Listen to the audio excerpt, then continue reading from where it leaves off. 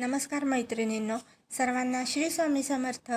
माझ्या चॅनलमध्ये मी तुम्हा सर्वांचं पुन्हा एकदा खूप खूप मनापासून स्वागत करते. आजची अमावस्या साधी नाही, ही आहे मराठी वर्षातील शेवटची अमावस्या. जर तुम्ही आज हे काही खास उपाय केले तर पितृ तुमच्यावर इतके प्रसन्न होतील की तुमच्या आयुष्यातील अडथळे हळूहळू दूर होऊ लागतील. पण लक्षात ठेवा, ही सेवा जर तुम्ही चुकवली तर वर्षभर वाट पाहावी लागू शकते. त्यामुळे मी आज ज्या काही सेवा उपाय सांगणार आहे ते तुम्ही नक्की करा आणि व्हिडिओ आवडल्यास प्लीज लाईक करा. तर आजच्या व्हिडिओला सुरुवात करूया. अमावस्येचे महत्त्व. अमावस्या हा दिवस पितरांना समर्पित मानला जातो. या दिवशी केलेली सेवा ही थेट आपल्या पूर्वजांपर्यंत पोहोचते.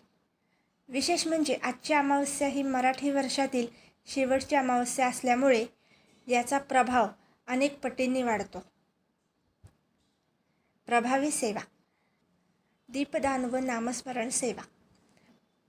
संध्याकाळी 5 ते 7च्या दरम्यान एक तुपाचा दिवा लावा.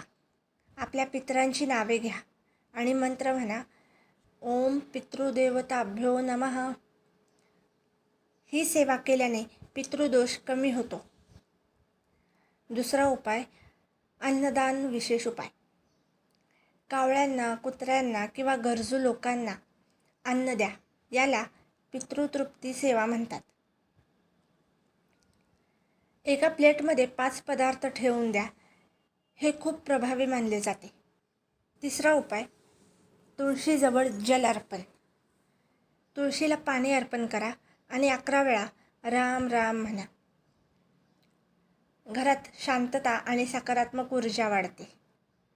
चौथा उपाय, मीठ उपाय.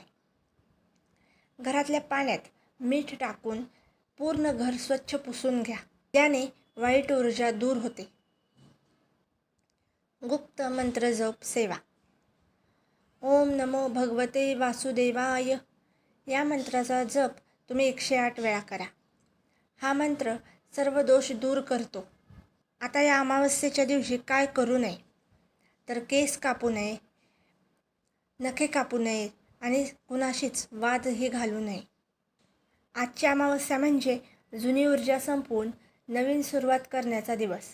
आज फक्त पितृसेवा नाही तर आपल्या आयुष्यातील निगेटिव्ह चॅप्टर बंद करण्याचा दिवस आहे. आजची अमावस्या तुमच्यासाठी नवीन आशा घेऊन येऊ. पितरांचे आशीर्वाद तुमच्या घरावर सदैव राहो.